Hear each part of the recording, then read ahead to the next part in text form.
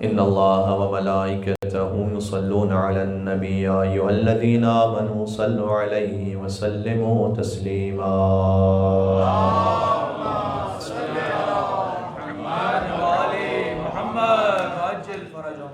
أعوذ بالله من الشيطان الرجيم. بسم الله الرحمن الرحيم.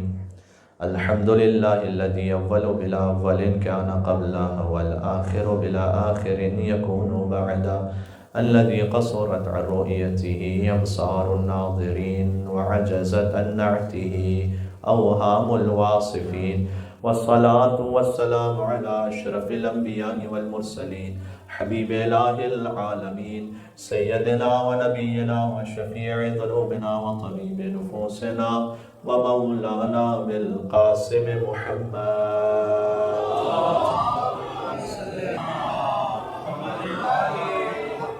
وعلى آله الطيبين الطاهرين المعصومين المظلومين، سيما بقية الله في الأراضين الذين أذهب الله عنهم الرجس وطهرهم تطهيرا.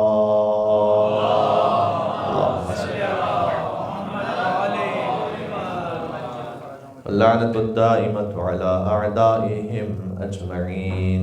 شب جمعہ دعا امام زمانہ عجل اللہ تعالی فرجہ الشریف. بسم اللہ الرحمن الرحیم. اللہم کل ولیک حجت ابن الحسن صلواتک علیہ وعلا في هذه الساعة وفي كل ساعة وليا وحافظا وقائدا وناصرا ودليلا وعينا حتى تسكنه أرضك وتمتعه فيها طويلا.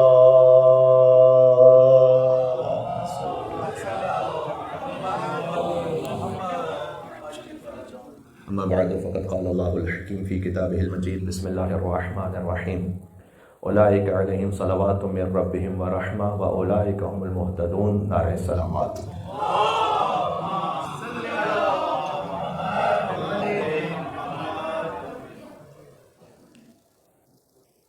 دوبارہ سے سید شہروز حیدر کی وفات کی تعزیت ان کے والدین کی خدمت میں اور ان کے چچا کی خدمت میں پیش کرتے ہیں. یہاں تشریف فرمائے ان کے والد محترم جناب سید عدنان نقوی صاحب اور ان کے چچا جناب سید دانش نقوی صاحب اور ان کے بھائی بھی یہاں موجود ہیں. یہ ایک سخت کیفیت ہوتی ہے کسی بھی خانوادے کے لیے. ٹیوزڈے کو یہی میلبرن میں فوکنر سیمیٹری میں دفن کیا گیا ایک 10 سالہ بچے کو. میں تسکین قلب کے لیے آیت پڑھنا چاہتا ہوں آپ کی خدمت میں، اور وہ یہ ہے کہ قرآن میں 2 مقامات ہیں جہاں اللہ سبحانہ و تعالیٰ نے کچھ ہستیوں پر درود و سلام بھیجا ہے. اس میں سے پہلا آپ سب کو یاد ہے.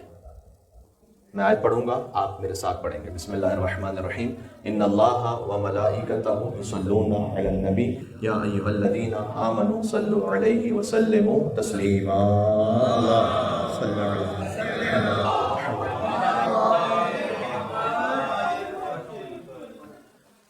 یہ سورہ احزاب کی آیت نمبر 56 ہے، اگرچہ اس کا کمپلیشن آیت نمبر 57 ہے. اللہ سبحانہ و تعالیٰ نے کہا کہ ان اللہ و ملائکتہ یصلون علی النبی، یقیناً اللہ اور اس کے ملائکہ مسلسل درود بھیجتے رہتے ہیں نبی مکرم پر. یا ایھا الذین آمنوا، تو اے ایمان والوں تم بھی سلموا تسلیما. اللہم صل علی محمد صلوا علیہ وسلموا تسلیما. تم بھی ان پر درود و سلام بھیجو. اس کا کمپلیشن یہ ہے کہ ان الذین یؤذون اللہ ورسولہ لعنہم اللہ فی الدنیا والآخرہ. یہ سورہ احزاب کی آیت نمبر 56 آیت درود کہلاتی ہے. آیت نمبر 57 اللہ سبحانہ و تعالیٰ اپنے حبیب پر درود بھیجتا ہے، کچھ لوگوں پر لعنت بھی کرتا ہے. وہ کہ جنہوں نے اللہ اور اس کے رسول کو اذیت پہنچائی، دنیا اور آخرت میں اللہ ان پر لعنت کرتا ہے. تو آیت درود سے سب واقف ہے، سورہ احزاب کی آیت ہے. سرکار ختم مرتبت پر درود و سلام ہے، لیکن اللہ سبحانہ و تعالیٰ نے قرآن کریم میں حضور پر تو خاص درود بھیجا ہے، لیکن ایک گروہ کی نشاندہی بھی کی ہے، ان پر بھی اللہ کا درود و سلام ہے، صلوات کے لفظ کے ساتھ ہے۔ اولئک علیہم صلوات من ربہم ورحمہ، یہ وہ لوگ ہیں، یہ کون ہے بھی عرض کرتا ہوں، یہ وہ ہیں جن پر اللہ کی جانب سے صلوات اور رحمت ہے۔ اولئک علیہم صلوات من ربہم ورحمہ واولئک هم المہتدون، یہی ہدایت یافتہ ہے۔ اور یہ وہ ہیں کہ جب ان پر کوئی مصیبت آتی ہے، میں موضوع کی مناسبت سے بات کرنا چاہ رہا ہوں، جب ان پر اللہ سبحانہ وتعالیٰ کی جانب سے کوئی امتحان آتا ہے تو یہ صبر کرتے ہوئے کہتے ہیں وَبَشِّرِ الصَّابِرِينَ الَّذِينَ اِذَا أَصَابَتْهُمْ مُصِيبَةٌ قَالُوا إِنَّا لِلَّهِ وَإِنَّا إِلَيْهِ رَاجِعُونَ أُولَٰئِكَ عَلَيْهِمْ صَلَوَاتٌ مِّن رَّبِّهِمْ وَرَحْمَةٌ۔ جب ان پر کوئی اللہ سبحانہ وتعالیٰ کی جانب سے امتحان آتا ہے، مصیبت آتی ہے، تو غم تو ہے۔ حضور کے فرزند حضرت ابراہیم کی وفات ہوئی تو حضور کی آنکھوں میں آنسو تھے، تو بعض لوگوں نے، کیونکہ وہ صبر کے مفہوم سے واقف نہیں تھے، تو انہوں نے کہا یا رسول اللہ آپ کی آنکھوں میں آنسو ہیں تو یہ صبر نہیں کر رہے کیا؟ تو یہ جاہلیت کی علامت تھی کہ وہ آنسوؤں کو بے صبری سے تعبیر کرتے تھے۔ غم امام حسین علیہ السلام میں بہنے والے آنسوؤں کو بعض لوگ کہتے ہیں کہ یہ تو بے صبری کر رہے ہیں۔ آنسو بہنا بے صبری نہیں ہے، شکوہ کرنا بے صبری ہے، اللہ کی رضا پہ راضی نہ رہنا بے صبری ہے۔ لہٰذا خاص حضور کی جب آنکھوں سے آنسو بہ رہے تھے تو بعض لوگوں نے جب اعتراض کیا تو حضور نے کہا کہ جب دل نرم ہوتا ہے اور دل اللہ سبحانہ و تعالیٰ کی جانب سے اس پہ کوئی امتحان آتا ہے تو آنکھوں سے آنسو جاری ہوتے ہیں۔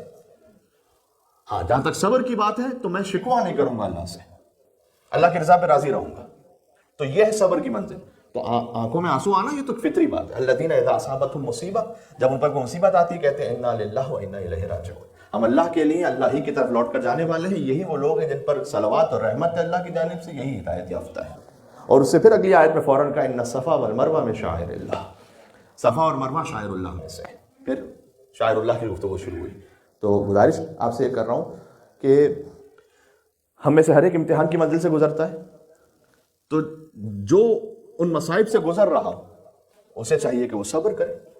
اور یہ تو خیر ایک ایسی مصیبت تھی کہ جو مصیبت کا لفظ میں جو قرآن میں ہے لہٰذا میں استعمال کر رہا ہوں اس کا لفظ، یعنی مراد یہاں امتحان ہے، تو یہ تو کم ہی کے حصے میں آتا ہے ایسا امتحان، البتہ اس کی جزا بھی بہت زیادہ ہے۔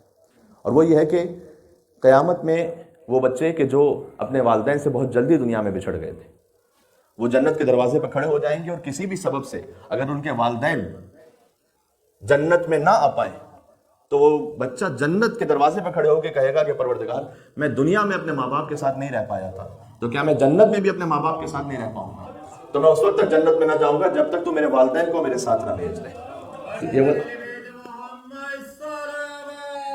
اللہم صلی علی محمد محمد۔ جہاں شفاعت کرنے والے اہل بیت اطہار ہیں، جہاں شہداء ہیں، صلحاء ہیں، جہاں علماء ہیں، وہیں وہ بچہ ہے شفاعت کرنے والوں میں سے جو اپنے والدین کی شفاعت کرے گا۔ دنیا میں جلدی رخصت ہو گیا تھا اور جلدی جدا ہو گیا تھا والدین سے، تو ذخیرہ آخرت ہے۔ اللہ سبحانہ وتعالیٰ نے امتحان ضرور لیا ہے لیکن وہ اجر بھی عطا کرتا ہے، اس امتحان پر ثواب جو صبر کا اجر بھی اللہ سبحانہ وتعالیٰ عطا کرتا ہے۔ ایک اور بات وہ یہ کہ جیسے ابھی ہم نے گزارش کیا کہ گریہ کرنا یہ بے صبری کی علامت نہیں ہے، بالکل ویسے ہی میں موضوع کے ساتھ اور متصل ہو جاؤں جو حضرت حمزہ علیہ السلام کی شہادت کی مناسبت بھی ہے۔ جب حضرت حمزہ علیہ السلام کی شہادت ہوئی اور حضور میدان احد سے واپس مدینہ آئے تو 72 افراد کی شہادت، اصحاب رسول کی شہادت ہوئی تھی اس وقت، 72۔ اور یہ 72 کا عدد بہت لطیف ہے اور بہت منتخب شدہ ہے۔ احد کے میدان میں 72 شہداء کی شہادت ہے اور کربلا میں بھی 72 شہداء کی شہادت ہے۔ وہاں حضور تھے حجت خدا، اور وہاں کربلا میں حسین تھے۔ حسین منی وانا من حسین، حسین مجھ سے ہے میں حسین سے، جہاں حسین ہے وہاں رسول ہے، جہاں رسول ہے وہاں حسین ہے۔ 72 شہید احد کے بھی ہیں، 72 شہید کربلا کے بھی ہیں۔ جب حضور واپس پلٹے مدینہ تو دیکھا کہ انصار جہاں بہت ساری شہادتیں ہوئی تھیں ان کے ہاں گریے کی کیفیت تھی، لوگ رو رہے تھے، اور حضرت حمزہ علیہ السلام پر کوئی رونے والا نہیں تھا۔ تو حضور نے یہ کہا کہ ہر ایک پہ گریہ کرنے والا ہے، کیا میرے چچا حمزہ پہ کوئی نہیں روئے گا جن کا سب سے بڑا احسان ہے اسلام پر؟ اور حضور کے ایک صحابی نے جملے کو سنا اور پھر انصار کی خواتین آئیں حضور کے گھر پر گریہ کرنے کے لیے، پتہ چلا سید الشہداء پر گریہ کرنا اور گریہ کروانا سنت رسول ہے. فقط گریہ کرنا نہیں، گریہ کروانا. اور اہتمام کیا حضور نے کہ گریہ کرو حضرت حمزہ علیہ السلام پر. تو حضرت حمزہ سید الشہداء ہیں، امام حسین علیہ السلام بھی سید الشہداء ہیں. یہ آج حضرت حمزہ علیہ السلام پہ کیوں گفتگو ہو رہی ہے؟ 15 شوال المکرم ان کی شہادت کی تاریخ ہے، 3 ہجری، احد کے میدان میں. وہ شہادت جو حضور پہ بہت شاخ تھی. حضرت حمزہ علیہ السلام وہ شخصیت ہیں کہ جو کنٹروورسی نہیں ہے کہیں شیعہ سنی کو اس معاملے میں، سبھی حضرت حمزہ علیہ السلام کی عظمت کے قائل ہیں. تو عرض یہ کرنے لگا ہوں کہ حضرت حمزہ کی جب شہادت ہوئی تو حضور پہ بہت شاخ تھا. سید الشہداء ہیں حضرت حمزہ علیہ السلام. ابا عبداللہ الحسین علیہ السلام بھی سید الشہداء ہیں. آج شب جمعہ ہے تو مجھے جملہ کہنے دیں کہ سید الشہداء شہیدوں کے سردار ہیں، تو حضرت حمزہ علیہ السلام میں شہیدوں کے سردار یا امام حسین علیہ السلام میں شہیدوں کے سردار؟ بات مختصر سے واضح ہو جائے گی انشاءاللہ. حضرت حمزہ اور امام حسین علیہ السلام دونوں ہی سید الشہداء ہیں. دونوں کے سید الشہداء میں ہونے میں بظاہر اسی انداز اسی کیفیت کا فرق ہے جو حضرت مریم کے بطول ہونا فاطمہ زہرا کے بطول ہونا.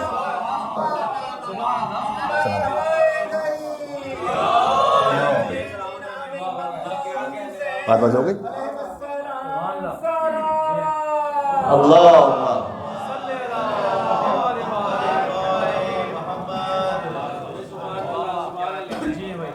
ان اللہ اصطفاکی وطہرکی واصطفاکی علی نساء العالمین. اے مریم ہم نے آپ کو، سلام اللہ علیہ، ہم نے آپ کو منتخب کیا ہے، چوزن بنتی ہے اللہ سبحانہ وتعالیٰ کی. ان اللہ اصطفاکی، مصطفیٰ کا لفظ ہے ان کے لیے، اصطفاکی وطہرکی، اور ہم نے آپ کی طہارت کے لیے اہتمام کیا. واصطفاکی علی نساء العالمین، اور آپ کو عالمین کی عورتوں پر چنا. تو حضور نے اسی حوالے سے بیان کیا کہ مریم سلام اللہ علیہا وہ فقط اپنے زمانے کی عورتوں کی سردار ہیں. اما ابنتی وہی فاطمہ سیدۃ النساء العالمین من الاولین والآخرین. یہ فرق سمجھ میں آ گیا آپ کو؟ میری بیٹی فاطمہ زہرا سلام اللہ علیہا وہ اولین اور آخرین میں سے کوئی خاتون ایسی نہیں جو دائرہ سرداری فاطمہ زہرا سے باہر ہو. تو حضرت حمزہ علیہ السلام بھی سید الشہداء ہیں. اچھا خود یہ آیت بات سے بات نکلتی چلی جائے گی لیکن میں فقط اشارہ کر دوں کہ بعض احباب جو سوال کرتے ہیں اور اعتراض کبھی ہوتا ہے کہ شیعہ حضرات انبیاء علیہ السلام کے علاوہ دوسروں کو بھی معصوم سمجھتے ہیں. تو معصوم فقط ملائکہ اور انبیاء ہیں. اس کے بے شمار اس پہ گنجائش ہے کہ بات ہو سکے. کبھی کبھی میڈیا پہ بھی بات آ جاتی ہے تو اس میں مختصر عرض یہ ہے کہ ان اللہ اصطفاکی وطہرکی واصطفاکی علی نساء العالمین. حضرت مریم نہ فرشتوں میں ہے نہ انبیاء میں ہے، لیکن اللہ نے انہیں چنا بھی ہے، ان کی طہارت کا اعلان بھی کیا ہے. بات واضح ہو رہی بات ہے؟ تو حضرت مریم معصومہ ہے. عیسیٰ کی ماں معصومہ ہو سکتی ہے تو حسین کی ماں معصومہ نہیں ہو سکتی.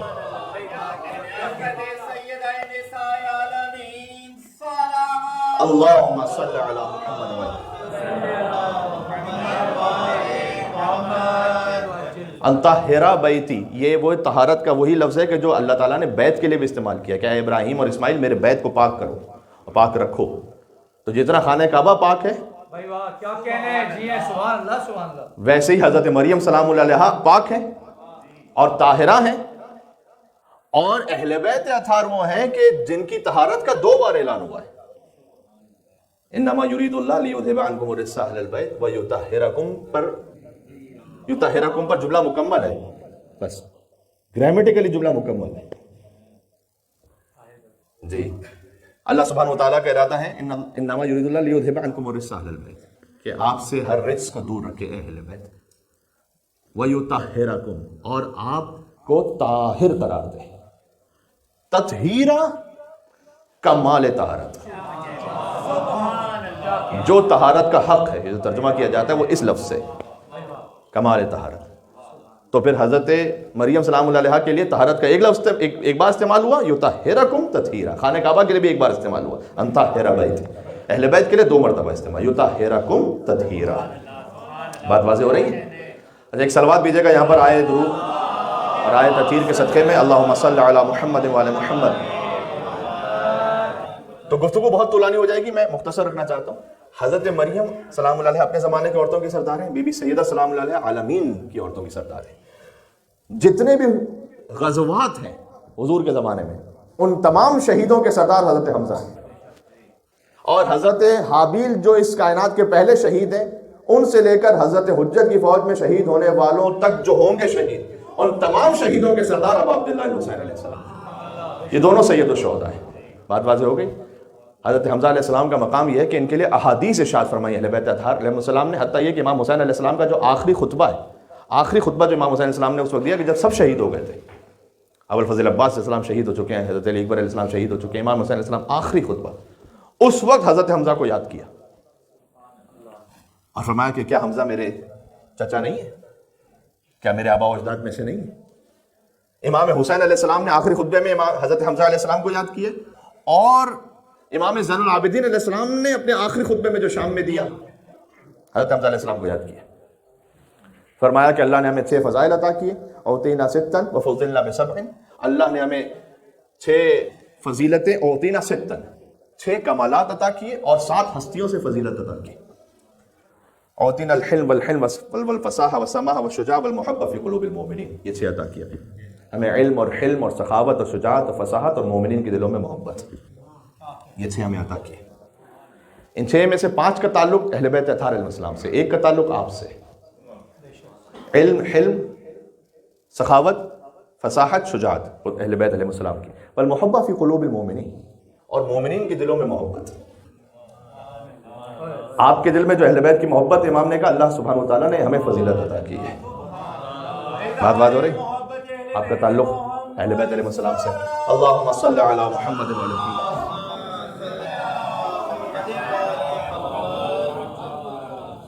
اور 7 ہستیوں سے فضیلت عطا کی. بِأَنَّ النَّبِيَّ الْمُخْتَارَ مِنَّا، نبی مختار ہم میں سے ہیں. والصدیق، صدیق اکبر علی ابن ابی طالب علیہ السلام ہم میں سے ہیں.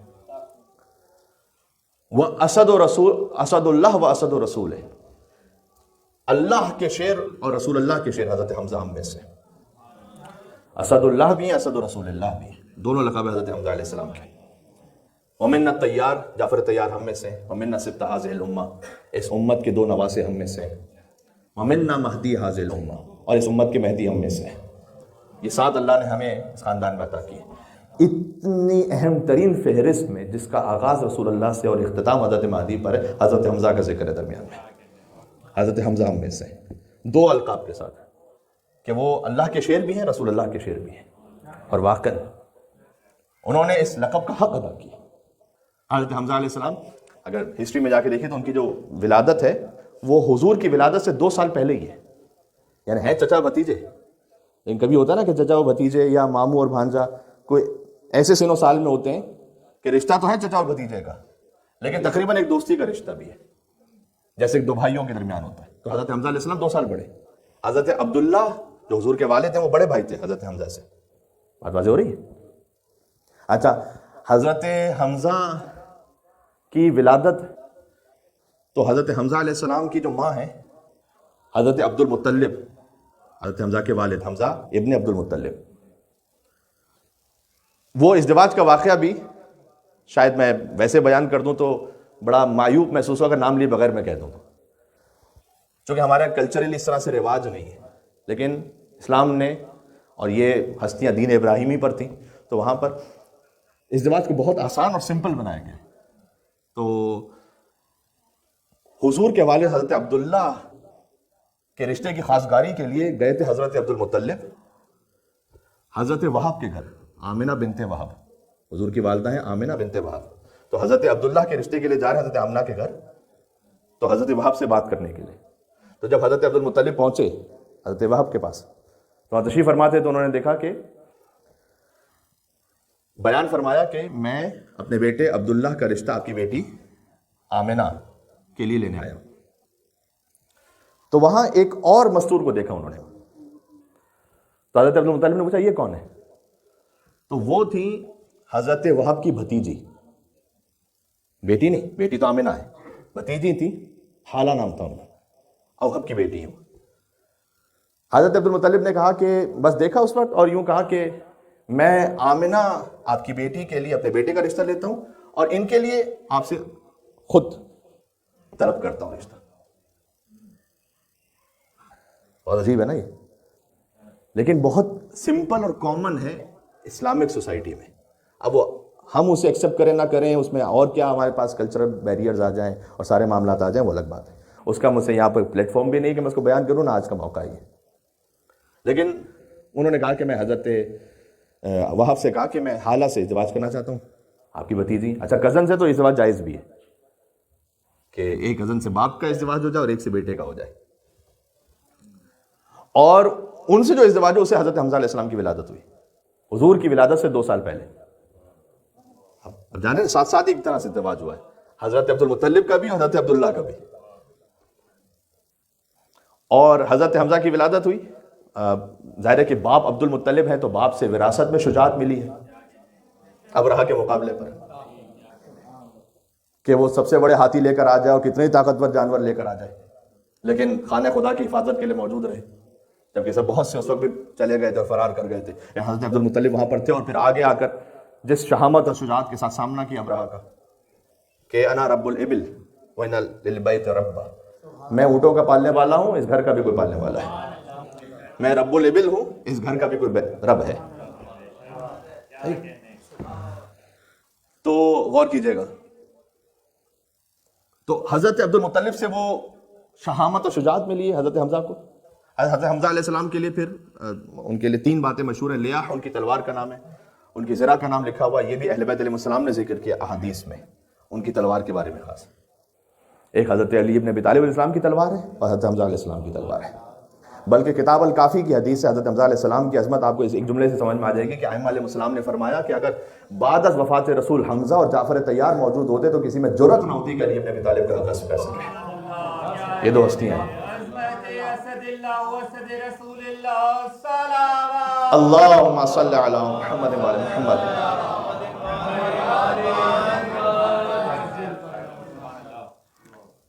حضرت حمزہ کا شکار بہت مشہور تھا، وہ بیابانوں میں رہتے تھے اور ان کی تلوار، اور اگر وہ کسی پر غیظ و غضب کا اظہار کرتے ہیں جو بعد میں انہوں نے ابو جہل پر کیا، جب ابو جہل نے گستاخی کی رسول اللہ کے ساتھ. آپ کو جب حضور نے، چونکہ میں نے کہا تقریباً ساتھ ہی سن ہے حضور کا حضرت حمزہ علیہ السلام کے ساتھ، تو حضرت حمزہ کا جب ازدواج ہوا، یہ تو میں نے ابھی حضرت عبد المطلب کا ازدواج آپ کو سنایا تھا، ایک ازدواج، باقی حضرت حمزہ علیہ السلام کا جب ازدواج ہوا تو وہ جانتے کس سے ہوا ہے؟ وہ ہیں امیس، ایک شخصیت ہیں، ان کی بیٹی ہیں سلمہ، ان کی ایک اور چھوٹی بیٹی ہیں اسما بنت امیس، جن کا ازدواج ہوا جعفر طیار سے، اور ان کی بیٹی سلمہ بنت امیس کا ازدواج ہوا حضرت حمزہ سے. بات واضح ہو رہی ہے؟ بہت سارے نام ہو گئے تو رشتے مکس تو نہیں ہو رہے انشاءاللہ سے، ویسے یہاں پر رشتوں کو جوڑنا بڑا مشکل ہوتا ہے. حضرت اسما بنت امیس وہ ہستی ہیں جو بی بی فاطمہ کے غسل کفن میں شریک ہیں، محمد ابن ابی بکر کی ماں ہے. حضرت اسما بنت امیس کے لیے کیا ولایت پر زندگی گزاری ہے اس بی بی نے. حضرت جعفر طیار کی زوجہ ہیں، ان کی شہادت کے بعد از وفات رسول حضرت ابو بکر کی زوجہ ہیں، اور ان کی موت کے بعد حضرت علی ابن ابی طالب کی زوجہ ہیں. یہ کوئی ترتیب سمجھ میں آ رہی ہے آپ کو؟ حضرت جعفر طیار کی زوجہ ان سے ہیں عبداللہ ابن جعفر طیار جو بی بی زینب کے شوہر ہیں. اچھا، جب اہل بیت علیہ السلام سے اتنی قربت ہے تو پھر خلیفہ اول سے بھی ان کا ازدواج ہے. تو میں بعض وجوہات کی وجہ سے کوئی تفصیل میں نہیں جاؤں گا، لیکن اتنا میں عرض کر دوں کہ وہاں اس نسل سے ایک انتہائی پاکیزہ ہستی کو آنا ہے دنیا میں، جو ہے محمد ابن ابی بکر، جو مولا علی علیہ السلام نے کہا ہے کہ یہ ابو بکر خلیفہ اول ان کے صلب سے ہیں رضی اللہ عنہ، ان کے صلب سے ہیں، لیکن ہے میرا بیٹا. اس کے لیے ایک پاکیزہ رحم کی ضرورت ہے. تو اسما بنت امیس کا ازدواج ہوا ہے حضرت خلیفہ اول سے، اور جب حضرت محمد ابن ابی بکر کی ولادت ہو گئی تو پھر چند ہی مہینوں میں خلیفہ اول کا انتقال ہو گیا، اور پھر محمد ابن ابی بکر کو وہ لے آئی مولا علی کے گھر میں، اور مولا علی کی زوجیت میں آ گئی.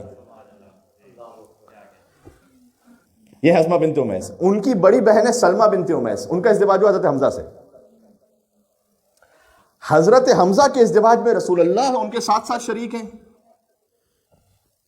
جیسے کوئی ہم سن و سال ہوتا ہے، اور رسول اللہ کے ازدواج میں حضرت حمزہ جو حضرت خدیجہ کے ساتھ ازدواج ہوا ہے، اس میں ابو طالب بھی ہیں اور حضرت حمزہ بھی ہیں. حضور نے پھر جب اعلان رسالت فرما دیا ہے تو ان کے جو چچا ہیں، حضور کے چچا، ان میں 3 طرح کے ریئیکشن ہیں، یا آپ ہسٹوریکلی سن لیجئے گا. کچھ چچا ایسے ہیں کہ جو مخالف ہو گئے حضور کے، سخت ترین دشمن ابو لہب، حضور کا چچا ہے. تبت یدا ابی لہب وتب ما اغنی عنہ مالہ وما کسب سیصلی نارا ذات لہب وامرأتہ حمالۃ الحطب فی جیدہا حبل من مسد. وہ لکڑیاں اٹھانے والی کہ جو ابو لہب کی بیوی ہے, ام جمیل جس کا نام ہے. ابو سفیان کی بہن ہے, ابو لہب کی بیوی ہے. کیا کمبینیشن ہے واقعی. تو قرآن نے ابو لہب اور اس کی بیوی دونوں پر نفرین کی. تو ابو لہب ہے کہ جو حضور کا سرسخت مخالف ہو گیا. کچھ حضور کے چچا ایسے ہیں, اب حضرت ابو طالب علیہ السلام کے بارے میں تو سبھی جانتے ہیں کہ حمایت ابو طالب علیہ السلام نہ ہو تو تبلیغ دین ہی ممکن نہیں. خدا کے بعد جو سب سے بڑا ہے وہ ابو طالب کی گودی کا پلا ہے.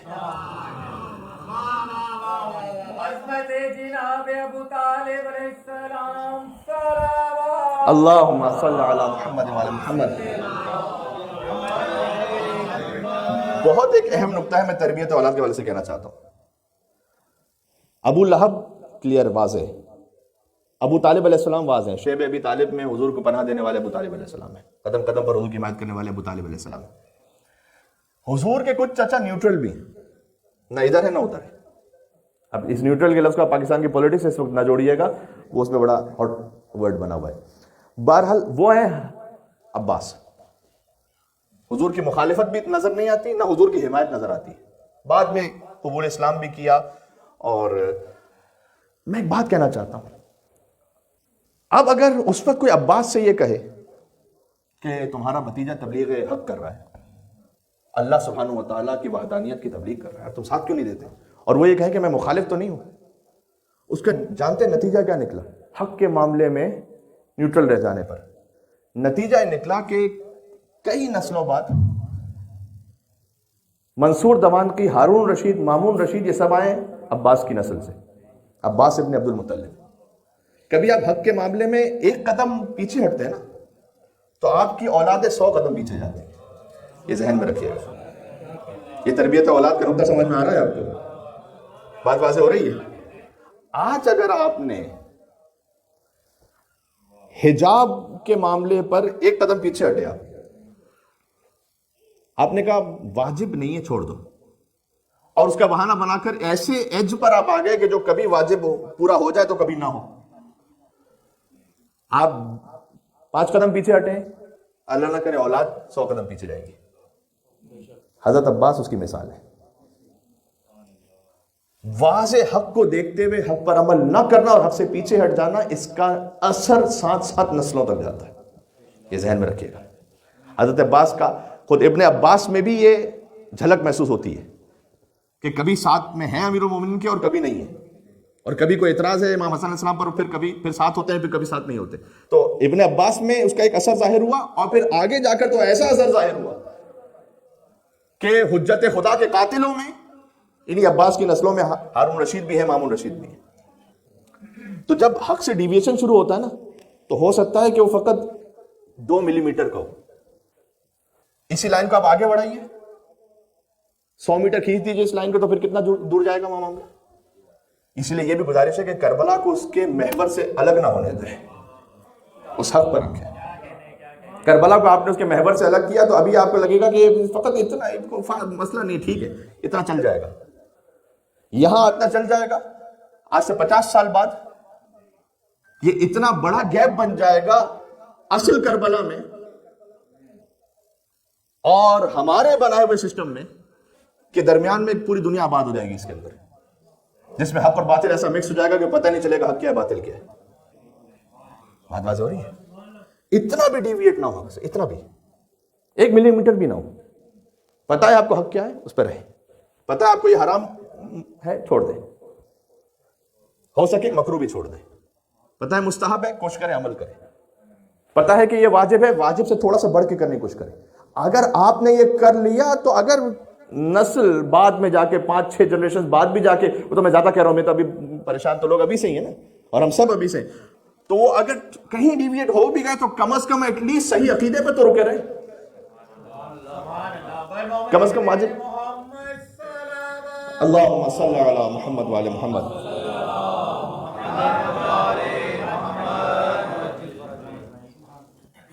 پھر حضرت حمزہ علیہ السلام ایک دفعہ شکار پر گئے ہوئے تھے اور واپس آئے تو پتہ چلا کہ ابو جہل نے گستاخی کی ہے رسول اللہ کے ساتھ. تو انتہائی غضبناک ہوئی اور کہا کہاں ہے ابو جہل؟ اور مکہ کی گلیوں میں سے ڈھونڈتے ہوئے پہنچے تو ابو جہل اپنے کچھ لوگوں کے ساتھ بیٹھا ہوا تھا، گپے لگا رہا تھا۔ حضرت حمزہ آگے بڑھے اور کہا، ان کے وجود کی ہیبت ایسی تھی کہ سب دور ہو گئے اور ابو جہل رہ گیا، اور زور سے پتھر یا کوئی اور شے اس کے سر پر مار کے سر پھٹ گیا، اور کہا خبردار آئندہ میرے بھتیجے کے قریب نہ آنا، اگر اس کے اعلان پر اعتراض ہے تو میں کہتا ہوں اشہد ان لا الہ الا اللہ اشہد ان محمد رسول اللہ۔ یہ وہ پہلا موقع تھا جب حضرت حمزہ نے اظہار اسلام فرمایا، پہلی مرتبہ۔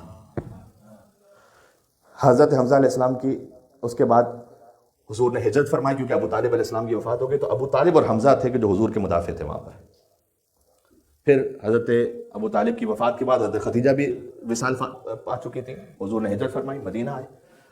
مدینہ میں جب پہنچے تو حضرت حمزہ علیہ السلام کی ذمہ داری حضور نے لگائی تھی کہ مدینہ کے باہر اطراف میں اگر کوئی لشکر مدینہ میں گھس کر حضور پر حملہ کرنے لگے، مسلمانوں پر حملہ کرنے لگے، تو آپ نے دفاع کرنا ہے، کیونکہ یہ منصوبہ بنا کہ محمد تو مدینہ چلے گا صلی اللہ علیہ وسلم، وہاں جا کے مارتے محمد صلی اللہ علیہ وسلم۔ اور ابو جہل نے منصوبہ بنایا، اور ابو جہل کاروان تجارت کا بہانہ بنا کر وہاں پہنچا، اور وہاں اس کاروان تجارت کے بہانے سے مدینہ میں اندر داخل ہونے لگا۔ حضرت حمزہ علیہ السلام نے دفاع کیا، اور جب یہ بار بار ہوا تو یہی قافلہ تجارت پر، در حقیقت وہ آتے تھے حضور پر حملہ کرنے، یہی قافلہ تجارت پر حضرت حمزہ علیہ السلام کا دفاع کرنا یہ بہانہ بن گیا وہاں مکہ میں کہ اب تو ہمارے قافلہ تجارت بھی محفوظ نہیں رہے۔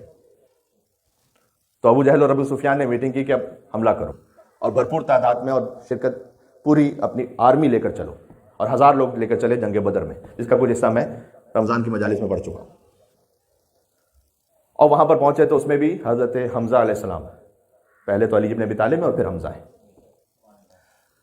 کہ بدر کے میدان میں وہ جنگ ہو رہی ہے، عتبہ شیبہ ولید وہاں سے پہلے 3 انصاری گئے کہ یا رسول اللہ آپ ہمارے مہمان ہیں مدینہ میں، اور مہاجر ہمارے مہمان ہیں تو ہم خود جاتے ہیں۔ اور جب وہاں پر گئے تو عتبہ نے یہ کہا کہ اے محمد صلی اللہ علیہ وآلہ وسلم، آداب جنگ بھی بھول گئے کہ کوئی ہم جیسے خاندان والا بھیجو جو عرب کا بڑا خاندان مشہور ہو، ان سے تو مرنا بھی ہماری توہین ہے، مارنا بھی ہماری توہین ہے۔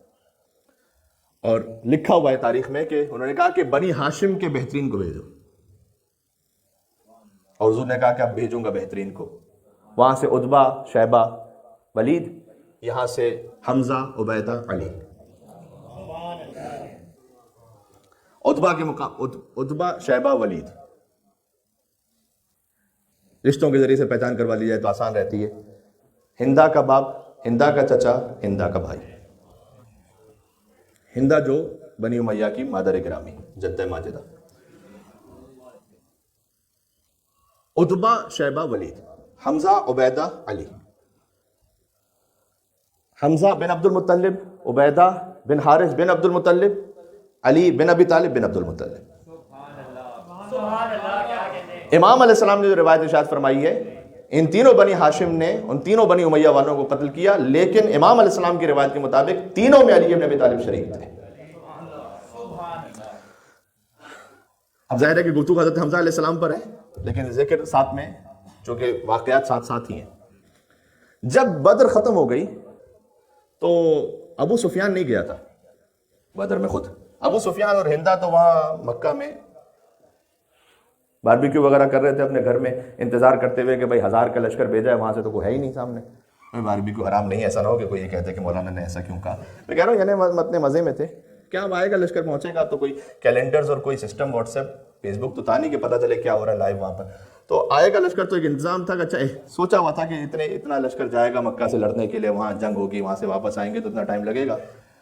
کچھ مکہ کے لڑکوں کو، میں لڑکوں کا لفظ استعمال کر رہا ہوں ورنہ آپ کچھ اور بھی سوچ سکتے ہیں جو اس مزاج کا لفظ ہوتا ہے، وہ غیر پارلیمانی ممبر کے لیے، وہ انہوں نے کھڑا کر دیا تھا مکہ کی پہاڑیوں پر، مکہ پہاڑی علاقہ ہے نا، تو مکہ کی پہاڑیوں پر کھڑا کر دیا تھا کہ وہ دیکھو جب وہ ہمارا لشکر آئے دیکھنا محمد کا سر ہے اس میں یا نہیں ہے، صلی اللہ علیہ وآلہ وسلم، اللہم صلی علی محمد وعلی محمد۔ ابو لہب بھی نہیں گیا تھا مکہ سے، ابو لہب بھی، اس نے کہا تھا کہ میں اپنا ایک نمائندہ بھیج دوں گا لڑنے کے لیے، اور اگر وہ لڑکا زندہ واپس آ گیا تو 400 دینار گفٹ کروں گا، اور نہیں آیا واپس تو پھر ٹھیک ہے۔ تو جب وہ لشکر واپس آیا تو چہرے اترے ہوئے تھے، اور وہاں پہاڑ پر دیکھنے والوں نے اطلاع دی کہ وہ لشکر واپس آ رہا ہے. ابو سفیان اور ہندا کو اطلاع دی کہ وہ محمد کا سر آ رہا ہے، نظر تو نہیں آ رہا، پتہ نہیں. اور وہ جب لشکر آیا اور چہرے اترے ہوئے اور مکہ میں داخل ہوا وہ لشکر، تو کیا ہوا کہ ہار گئے. کہ کیوں ہار گئے؟ کہا علی نے مارا. 70 قتل کیے تھے کفار مکہ اس جنگ میں مسلمانوں نے، جس میں سے 35 صرف علی نے مارے تھے، بقیہ 35 علی نے بھی مارے تھے. تو اب ہر ایک کے گھر میں اچھا جب ایسی بڑی خبر ہے کہ ہار کر آ رہے ہیں، تو جس کا کوئی اپنا نظر نہیں آئے گا وہ تو پوچھے گا نا، ارے میرے چچا کہاں ہے، میرا ماموں کہاں ہے، میرا فلاں کہاں ہے. علی نے مارا، علی نے مارا، علی نے مارا، علی نے مارا، علی نے مارا. اور کون تھا؟ اور حمزہ بن عبد المطلب. ہندا نے 1 سال تک حزنیہ گیت گائے، لوگوں سے وار فنڈ جمع کیا، جنگ کے پیسے. اور اگلے سال احد کے لیے، بس میں آخر میں پہنچ گیا، کب پھر حملہ کریں گے اگلے سال.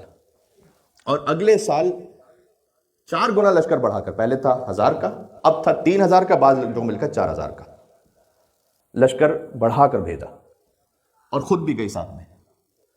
اس کا ایک اور بہت سارے غلام تھے، ان میں سے ایک ویشی غلام تھا، اس کا نام ہی ویشی مشہور ہے تاریخ میں. ناچا گایا کرتا تھا اور نیزہ لگانے میں، نشانے پر بڑا مشہور تھا. اس کو بلا کر یہ کہا کہ ایک کام تم سے ہے، اور وہ یہ کہ جب جائیں گے اب جنگ کرنے کے لیے تو محمد، علی یا حمزہ، ان میں سے کسی ایک کا سر چاہیے. اچھا دی میسج مووی ہے، اس میں جب وہ ہندا بتلا رہی ہے وحشی کو، تو اس نے یہ کہا کہ محمد، علی، حمزہ، یعنی حمزہ پہ تاکید ہے. جبکہ اصل آپ تاریخ اور روایت میں دیکھیں تو ہندا نے کہا محمد، حمزہ، علی.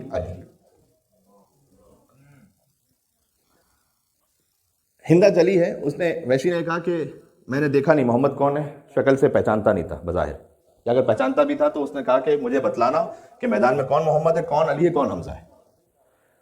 یہ احد کے میدان میں لشکر پہنچا ہے، مدینہ تقریباً 20 کلومیٹر کے فاصلے پر ہے. یہاں اس نے وحشی نے آ کر، ہندا نے کہا کہ وہ پہلے دیکھو محمد کا ہے.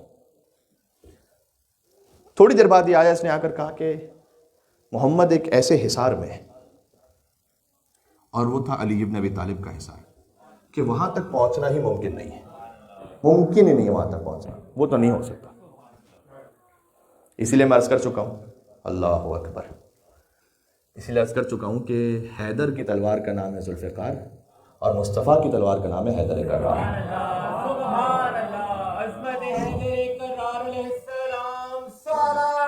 اللہم صلی علی محمد و علی محمد. اچھا مجھے بتاؤ علی کون ہے؟ ہندا نے نشان دیکھی، علی وہ ہے، وہ علی ہے. اچھا حضرت حمزہ کو پہچاننا بھی اس لیے آسان تھا کہ غالباً شاید آسٹرچ کا وہ جو پر ہوتا ہے اس کو وہ خاص اپنے یہاں لگا کے رکھتے تھے اپنے سینے پر، خوبصورتی کے لیے اور اس وجاہت کے لیے اور نشاندہی کے لیے. حمزہ کا بھی بدلا علی کا علی وہ ہے. کچھ دیر بعد یہ وحشی فوراً میدان میں رہنے کے بعد واپس آیا، اور اس نے ہندا سے یہ کہا کہ یہ امپاسبل ہے کہ علی کبھی میدان جنگ میں مارا جائے، آج نہیں کبھی بھی مارا جائے، یہ ممکن ہی نہیں ہے. کیوں؟ کیا ہو گیا؟ کہ اس لیے کہ میں نے اپنا خاص نیزہ، خاص نشان لے کر علی کی پشت سے مارا، اور آج تک کبھی ایسا نہیں ہوا تھا جو اس وقت ہوا میرے ساتھ، کہ جیسے علی کو یہ پتا ہو کہ نیزہ آ رہا ہے، کب آ رہا ہے، اور جس وقت نیزہ علی کی گردن پر پہنچنے والا تھا تو علی نے پشت سے اس نیزے کو روکا، اور میری جانب دیکھ کر، اب میں اس کو زبان حال کہوں، زیر لب اشارہ کیا مولا نے، کسی طریقے سے وہ میسج کنوے ہوا، میری جانب دیکھ کر یہ کہا کہ خبردار اب نہ حملہ کرنا، اب نہ مارنا. تو بس مولا علی کا اتنا کہنا کافی تھا.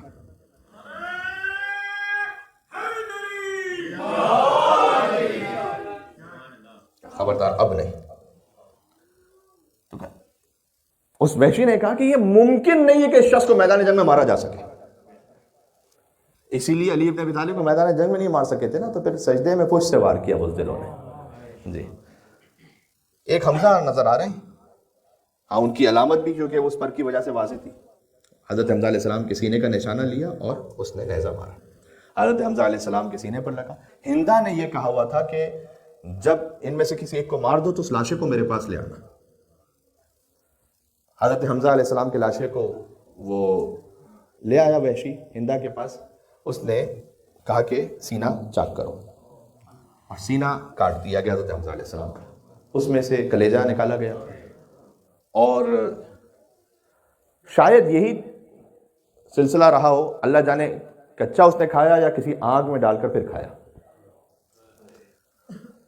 اور اسے چبانا شروع کیا.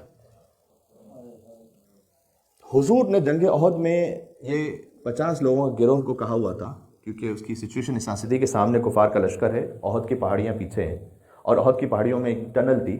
اس ٹنل نیچے سے جو آ رہی ہوتی ٹنل, اگر وہاں سے کوئی حملہ کر دے تو پھر مسلمانوں کا لشکر 2 لشکروں کے درمیان گر جائے گا. لہٰذا حضور نے اس ٹنل پر 50 لوگوں کو کھڑا کیا تھا, اور یہ کہا تھا کہ خبردار کچھ بھی ہو جائے, چاہے ہم بظاہر میدان میں ہار رہے ہوں یا جیت رہے ہوں, تم نے وہاں سے ہلنا نہیں ہے. اور یاد رکھو تم چونکہ آن ڈیوٹی ہو, لہذا تمہارا حصہ مال غنیمت میں برابر سے ملے گا. جب مسلمانوں کو فتح ہو گئی, چونکہ مسلمانوں نے جنگ احد پر سورہ آل عمران میں کثرت سے آیتیں, ابتدا میں نے سوچا یہ تھا کہ تقریباً کم از کم 12 آیتیں سورہ جنگ احد پر, غزوہ احد پر, وہ پھر کبھی انشاءاللہ سناؤں گا, جس میں مسلمانوں کے فرار کا بھی ذکر ہے.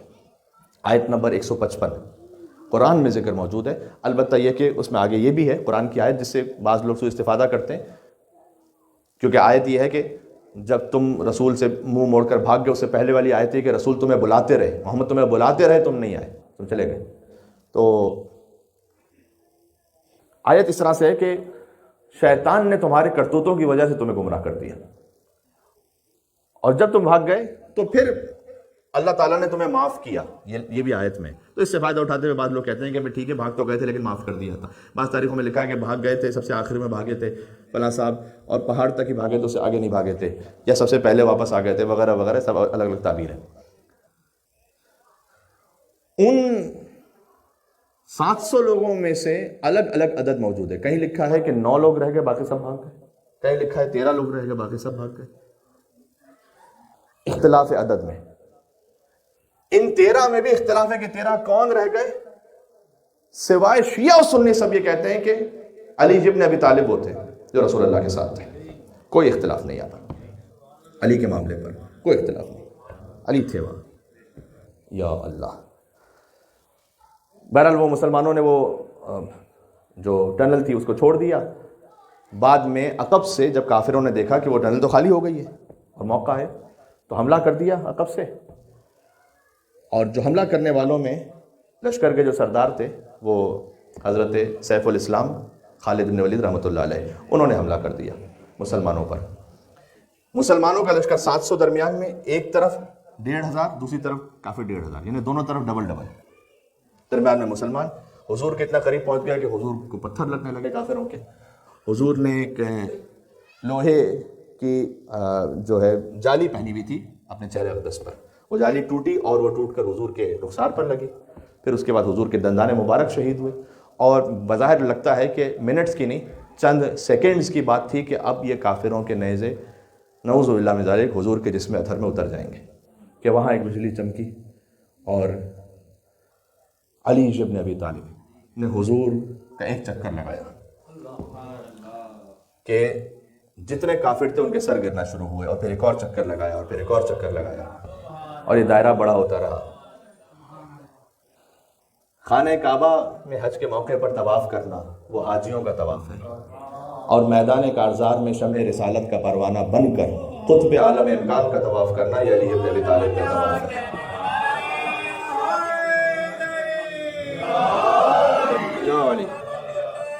یہ طواف علی ابن ابی طالب تھا. اللہم صلی علی محمد وعلی محمد.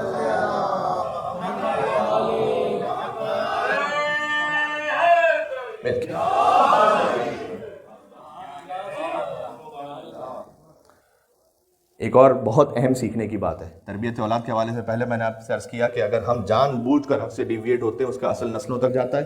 حضرت عباس کی میں نے مثال دی.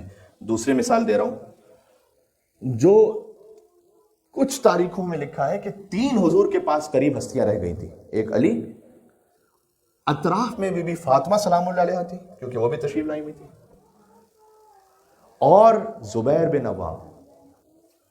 زبیر کے لیے لکھا ہے کہ وہ حضور کے دفاع میں علی کے بعد زبیر تھے، اور وہ بھی اپنی تلوار سے دفاع کر رہے تھے حضور کا.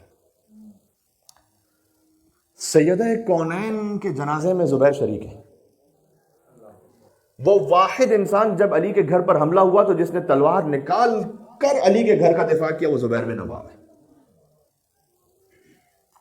اور بعد میں زبیر سے تلوار کو چھین کر زبیر کو سب کے سامنے زد و کوب کر کے شدید مارا بھی گیا، تب بھی علی کے ساتھ رہے. یہ کیا معاملہ ہے؟ جنگ جمل میں پھر علی بن ابی طالب کے مقابلے پر علی کے خلاف تلوار لے کر. یہ مولا کائنات کا آپ کلام سن لیجئے گا، آپ کو سمجھ میں آ جائے گا کیوں ایسا. فرمایا کہ ما زال زبیر منا اہل البیت حتی نشا ابنہ المشؤوم عبداللہ. فرمایا کہ زبیر ہر لمحہ ہم اہل بیت کے ساتھ تھے، یہاں تک کہ اس کا بیٹا بڑا ہوا. مشؤوم کا لفظ مولا نے استعمال کیا، یعنی پس فطرت بیٹا. وہ بڑا ہوا، اس کا نام عبداللہ لیا مولا نے، اور کہا کہ اس نے اپنے باپ کو گمراہ کیا. اس کا مطلب یہ ہے کہ یہ 2 طرفہ معاملہ ہے. والدین سے کوئی کوتاہی ہو جائے تو وہ اولاد کی گمراہی کا سبب بن سکتی ہے، اور آپ نے اگر اولاد کی بلا وجہ باطل کے راستے میں بات مانی تو اولاد سبب بن سکتی ہے والدین کی گمراہی کی. ایسے کہ جو حضور کے دفاع میں شریک ہو اور سیدہ کونین سلام اللہ علیہا کے جنازے میں شریک ہو، اور اہل بیت علیہ السلام کے ساتھ لمحہ بلمحہ بنص سے امیر المومنین، وہ بعد میں جا کر علی کے مقابلے میں تلوار نکال لے. ہدایت بھی 2 طرفہ ہے، گمراہی بھی 2 طرفہ ہے. والدین اپنے بچوں کے لیے ہدایت کا سبب بن سکتے ہیں، گمراہی کا سبب بھی بن سکتے ہیں. بچے اپنے والدین کے لیے ہدایت کا سبب بن سکتے ہیں، گمراہی کا سبب بھی بن سکتے ہیں. ذہن میں رکھیے گا. بچے جوان ہو کر عبداللہ ابن زبیر کی مثال یہ ہے. امیر المومنین دفاع کر رہے تھے حضور کا کہ علی کی تلوار ٹوٹی. یا اللہ، علی کی تلوار ٹوٹی اور اللہ سبحانہ وتعالیٰ نے آسمان سے لی علی ابن ابی طالب کے لیے لا فتح الا علی لا سیف الا ذوالفقار کا اعلان کیا. ذوالفقار نازل کی. کبھی سناؤں گا، سوچا یہ تھا کہ میں ذوالفقار پر بھی کچھ گفتگو کروں گا، کبھی اور کروں گا انشاءاللہ، وقت نہیں بچا. ذوالفقار کا ذکر قرآن میں بھی ہے، حدیث میں بھی ہے. سورہ حدید میں اس کا ذکر موجود ہے. علامہ مجلسی نے جلد نمبر 42 میں بحار الانوار میں اس کا ذکر کیا ہے. اور ذوالفقار کے بارے میں جن حدیثوں کو جمع کیا، ذوالفقار کو ذوالفقار، ایک سن لیجئے گا جملہ، ذوالفقار کو ذوالفقار کہتے کیوں ہیں؟ کوئی مرد نہیں سوائے علی کے، کوئی تلوار نہیں سوائے ذوالفقار کے. یہ ذوالفقار مطلب کیا ہے؟ ذو کہتے ہیں صاحب، صاحب یعنی اس چیز کا حامل ہونا. ذوالبیت یعنی صاحب بیت، وہ گھر والا. ٹھیک ہے، تو فقار اصل میں لفظ ہے، ذوالفقار، فقار والا. ٹھیک ہے، بات واضح ہو گئی ہے. فقار جو ہے وہ فقر سے ہے. فقر کا مطلب ہے محرومی. تو ذوالفقار کا اس محرومی اور فقر سے کیا تعلق ہے؟ حدیث امام باقر اسلام سنا رہا ہوں، علم الشرائع شیخ صدوق. مولا نے فرمایا کہ ذوالفقار کو ذوالفقار کہتے اس لیے کہ امام کا کلام ہی سناتا ہوں تو آپ کو شاید اور بھی لطف آئے گا. اللہم صلی علی محمد وعلی محمد.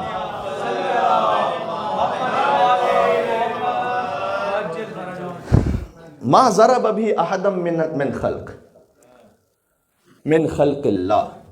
یہ ذوالفقار کسی بھی شخص پر، مخلوق خدا پر لگی ہی نہیں مگر کیا ہوا اس کے ساتھ؟ کیوں فقر سے ہے ذوالفقار؟ الا افقر من الدنیا من اہلہ من ہذہ دنیا من اہلہ وولدہ وافقرہ فی بالآخرۃ من الجنہ. سن لیجیے گا، ترجمہ کرتا ہوں. امام محمد باقر السلام نے فرمایا یہ ذوالفقار جس کسی پر بھی چلی، الا افقرہ فی ہذہ الدنیا من اہلہ وفی الآخرۃ من الجنہ، یہ ذوالفقار جس کسی پر بھی چلی، اللہ نے اس کے خاندان کو اس سے محروم کر دیا، اسے آخرت میں جنت سے محروم کر دیا، اس لیے سے ذوالفقار کہتے ہیں۔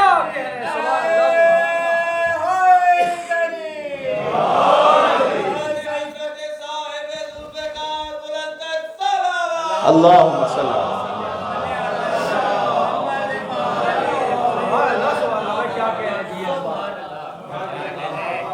ذوالفقار کے سلسلے میں احادیث کا پورا باب ہے، وہ کبھی سناؤں گا آپ کو، ذوالفقار کے جو نازل ہوئی احد میں۔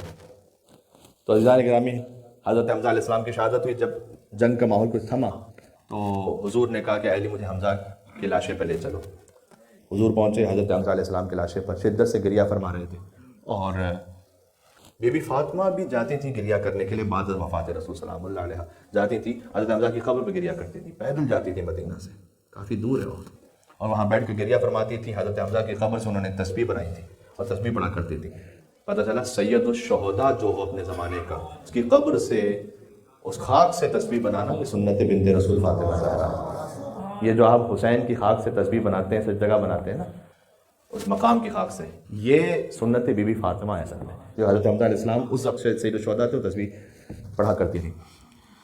حضور پہنچے، حضرت حمزہ کی لاشے پر دیکھا چاک ہے، سینہ کلیجہ نکلا ہوا ہے، اللہ اکبر۔ حضرت سرکار خاتون نے شدید گریہ فرمایا۔ پتہ چلا اسی دوران یہ پتہ چلا کہ حضرت حمزہ کی بہن حضرت صفیہ وہ آنے لگی ہیں میدان احد میں بھائی کے لاشے پر۔ تو حضور کو جیسے اطلاع ملی تو فوراً کہا کہ کوئی کپڑا لے آؤ جلدی سے، تاکہ بھائی کے لاشے پر ڈال دیں اور بہن نہ دیکھے بھائی کا سینہ چاک مفلا شدہ لاشا۔ لا یومک یومک یا ابا عبداللہ حسین علیہ السلام۔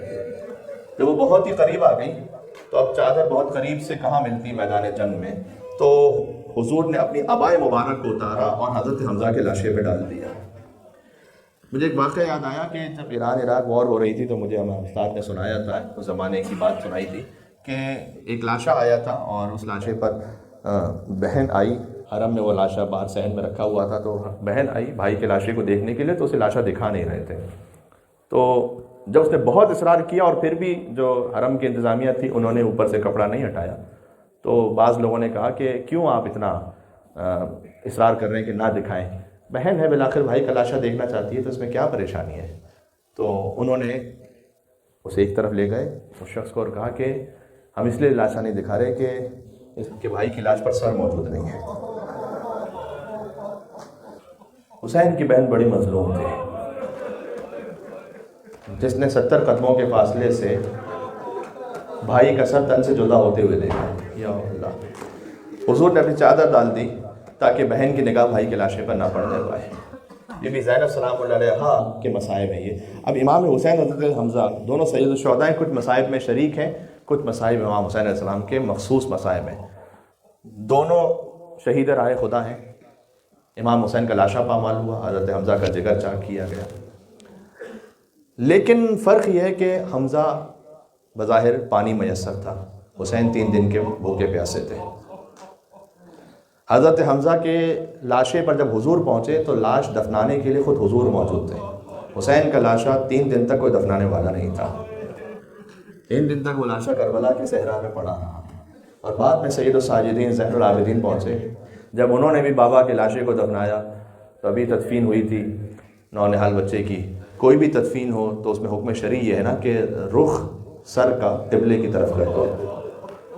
بظاہر سید سجاد نے کہا کہ بابا آپ کی لاش پر سر ہی موجود نہیں ہے تو میں اس حکم شرعی، یا اللہ بابا آپ کا سر کیسے قبلے کی طرف کروں؟ شاید سجاد نے اپنے لبوں کو حسین کی کٹی ہوئی رگوں پر رکھ کر کہا السلام علیکہ یا ابا عبداللہ، اور فرمایا ھذا قبر حسین ابن علی الذی قتلوہ عطشانا، یہ اس حسین کی قبر ہے جسے 2 نہروں کے درمیان 3 دن کا پیاسا مارا گیا۔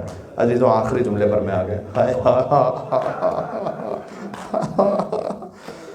بعد میں نے گیرانی مداح سے یہ سنا تھا کہ مولا علی علیہ السلام کی جب کو باندھ کر جب لے جا رہے تھے نا وفات رسول کے بعد، علی کا گھر جل چکا تھا، اس وقت فرماتے تھے واہ حمزہ واہ جعفرہ، اے حمزہ چچا، اے جعفر تیار کہاں آیا؟ یعنی گویا حضرت حمزہ ہوں تو کس، علی تو اپنی وصیت رسول کی وجہ سے ہے نا خاموش، تو حضرت حمزہ وہاں موجود ہوں تو کس کی جرت ہے کہ فاطمہ در و دیوار کے درمیان آئے؟ حضرت حمزہ وہاں موجود ہیں تو کس کی جرت ہے کہ سیدہ پر ہاتھ اٹھا سکے کوئی؟ حضرت حمزہ علیہ السلام وہاں موجود ہوں تو کون علی ابن ابی طالب کے گھر کو جلا سکتا ہے؟ کیفیت یہ آئی کہ حضور نے دفن کیا حضرت حمزہ کو، اور عزیزوں جب حضرت حمزہ جدا ہوئے تو کم از کم علی موجود تھے، کم از کم علی موجود تھے حضور کے ساتھ، ایک سہارا تھا۔ حسین سے جب عباس جدا ہوئے تو کوئی نہیں تھا اس وقت حسین کا جو مددگار ہوتا۔ ہاں وہاں پر بھی ایک علی ہے، لیکن وہ کون سا علی ہے؟ وہ بڑا علی نہیں، وہ سن و سال کا چھوٹا علی ہے، وہ ہے علی اصغر۔ جب حسین نے کہا حل من ناصر ینصرنی، کون ہے کہ جو حسین کی نصرت کو آئے؟ تو گہوارے میں ایک بچے نے اپنے آپ کو زمین پر گرا دیا اور کہا کہ بابا ابھی آپ کا ایک ناصر موجود ہے۔ حسین جب اس ناصر کو بھی لے کر گئے، وہاں حضور کے پاس علی ابن ابی طالب تھے، یہاں پر علی اصغر رہ گئے تھے حسین کے پاس۔ حسین لے کر چلے علی اصغر کو، جب مقتل میں پہنچے فَذُبِحَ الطِّفْلُ مِنَ الْأُذُنِ إِلَى الْأُذُنِ، علی اصغر ایک کان سے دوسرے کان تک ایسے ذبح ہو۔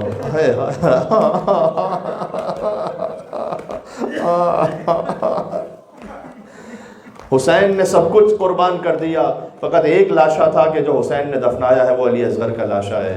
جب علی اصغر کا لاشا دفنا چکے تو شبیر اٹھ کھڑے ہوئے دامن کو چھاڑ کے۔ حسین نے دامن کو چھاڑنے کا مطلب یہ ہے کہ پروردگار، ایک تو یہ کہ قبر بنا کر دامن جھاڑ کے اٹھے ہیں، دوسرا یہ کہ پروردگار کچھ نہیں بچا اب دامن میں۔ عباس دے دیا، علی اکبر دے دیا، اب علی اصغر بھی دے دیا۔ دو چیزیں بچی تھیں جو شام غریبہ دے دیں، ایک بہن کی چادر بچی تھی، ایک بچی کے رخسار بچے تھے۔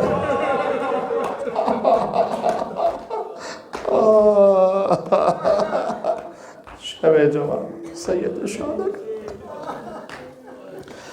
الا لعنۃ اللہ علی القوم الظالمین وسيعلم الذين ظلموا على محمد أيام منقلب ينقلبون۔